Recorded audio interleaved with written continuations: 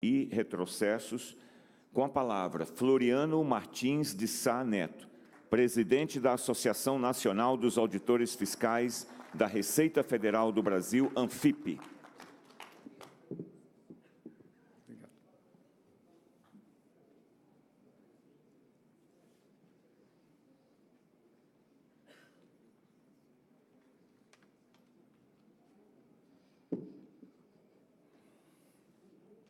Bom dia a todos e a todas. Meu especial agradecimento a vocês que estão aqui, que aceitaram o nosso convite, a quem está nos assistindo pelas redes sociais, pela internet. Gostaria de cumprimentar a mesa na pessoa da nossa presidente da Fundação ANFIP, Aurora. Gostaria de agradecer a todos os palestrantes que vão, daqui a pouquinho, fazer o mais importante, que é dividir conosco as suas ideias, aquilo que escrevem, aquilo que defendem durante esse dia de hoje. Gostaria de cumprimentar, em especial aqui entre nós, o colega João Laércio, auditor fiscal João Laércio, com quem cumprimento todos os nossos auditores fiscais da Receita Federal do Brasil. Cumprimentar o presidente da FENAFISCO, Charles Alcântara, nosso parceiro na reforma tributária solidária. Enfim, senhores, vou ser bastante sucinto. Quando o Décio começou a falar um pouquinho sobre a história desse momento, desse seminário, que eu estou muito feliz, muito alegre de estarmos aqui na Casa do Povo, nesse auditório, trazendo esse assunto de tamanha importância que passa ao largo, a gente não vê a grande imprensa debater Seguridade Social, falar desse maravilhoso programa, inovador programa, cerne da Constituição Cidadã de 88, alma da Constituição Cidadã de 1988. Eu não posso não falar disso e não falar do colega Álvaro Solon, que tão brilhantemente tratou desses assuntos durante aquele período e depois à frente da ANFIP. Quando nós discutimos o que faríamos para comemorar os 30 anos, a gente pensou de que a publicação anual da ANFIP ela seria um pouquinho mais extensa. Então, vocês já estão recebendo hoje a publicação da análise da Seguridade Social, ela é especial para esse ano. Pensamos em realizar esse seminário e pensamos numa publicação de artigos. Então, fiquem até o final do dia, não é isso, doutor Décio? Que nós temos uma publicação muito legal de artigos e vocês poderão, aproveitando a presença dos nossos ilustres palestrantes, alguns deles, se não todos, são autores de alguns artigos, poderão até receber o livro e conversar sobre esses artigos.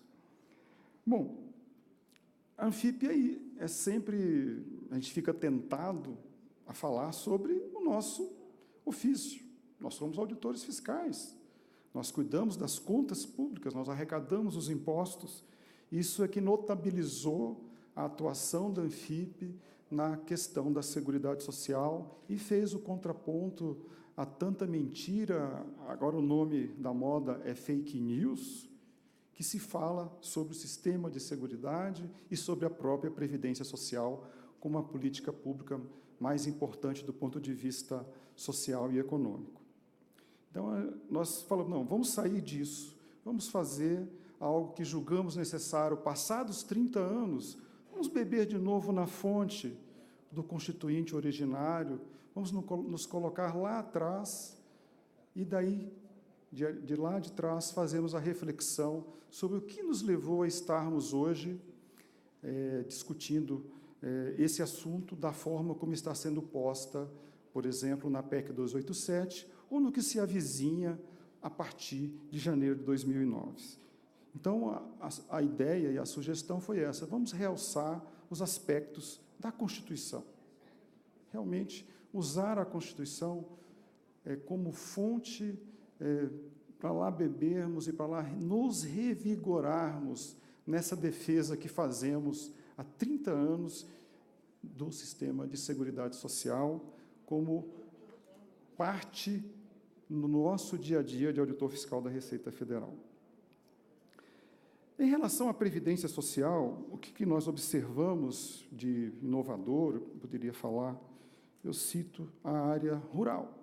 Até 88, o nosso aposentado, ou nosso trabalhador rural, ele recebia a fortuna de meio salário mínimo.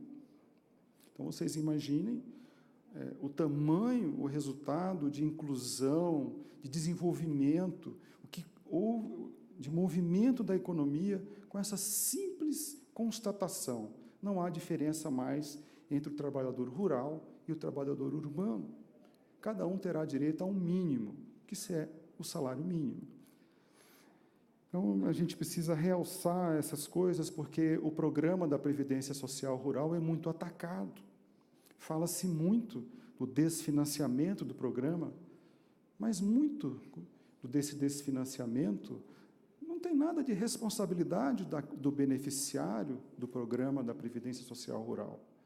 Não é agora rebaixando a condição dele, colocada na Constituição de 1988, sobre o aspecto da crise econômica ou do déficit, como justificativa. Então, gostaria de realçar esse ponto dos programas da grande inovação trazida por 88.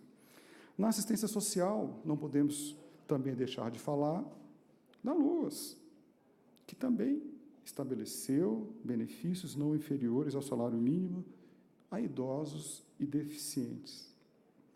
Na outra ponta, na ponta da saúde, nós temos o maior sistema público de saúde do mundo. Bem ou mal, é uma conquista civilizatória para nós brasileiros. Até 1988, a saúde era para quem podia pagar, era para quem estava empregado, por exemplo, e tinha lá a famosa carteirinha do INAMPS.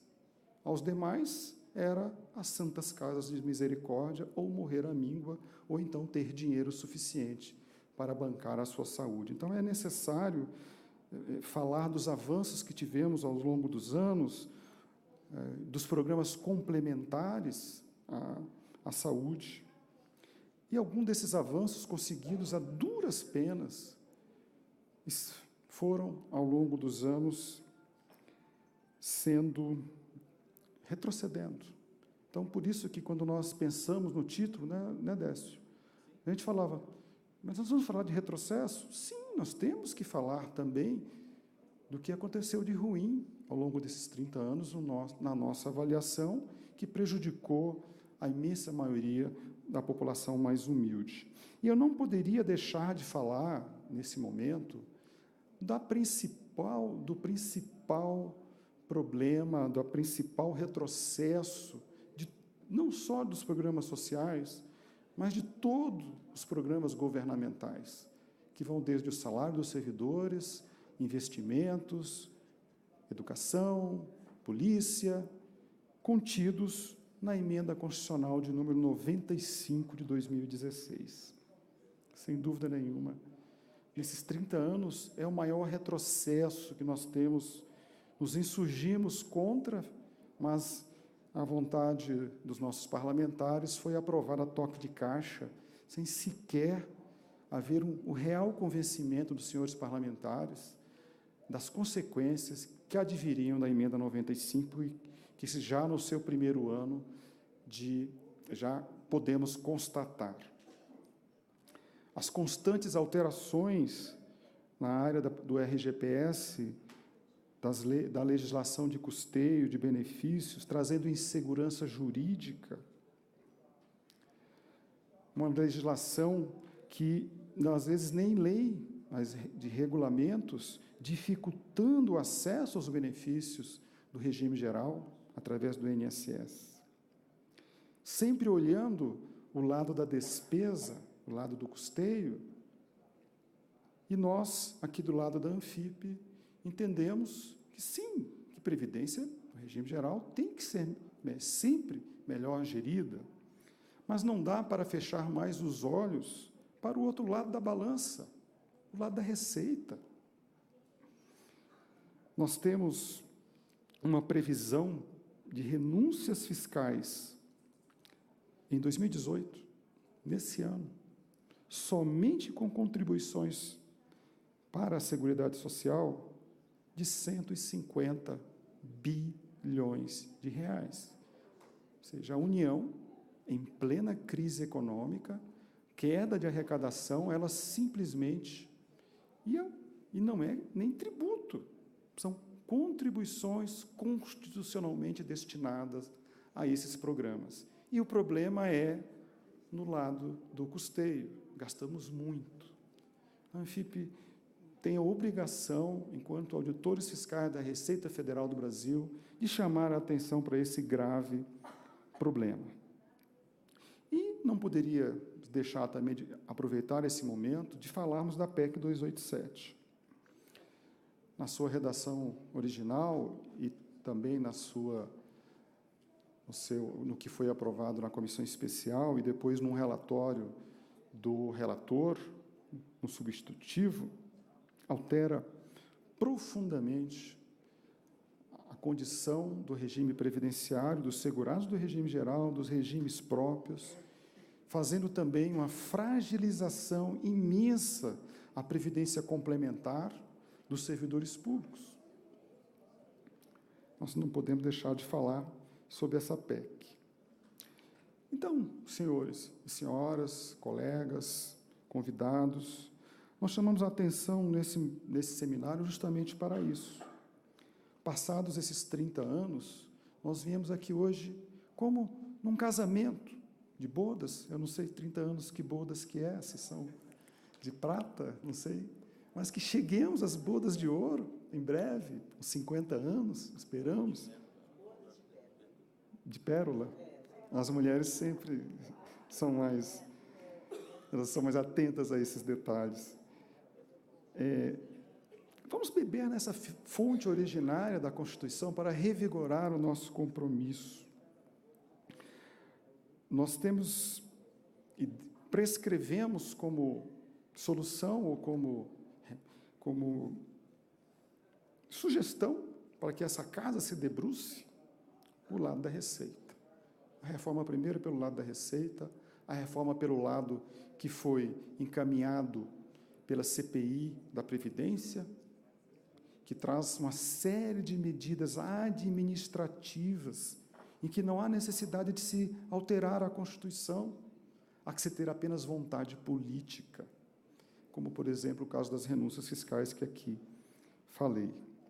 É preciso que nós paremos com essa política descontrolada de desonerações, de incentivos fiscais, que não tem nenhuma transparência.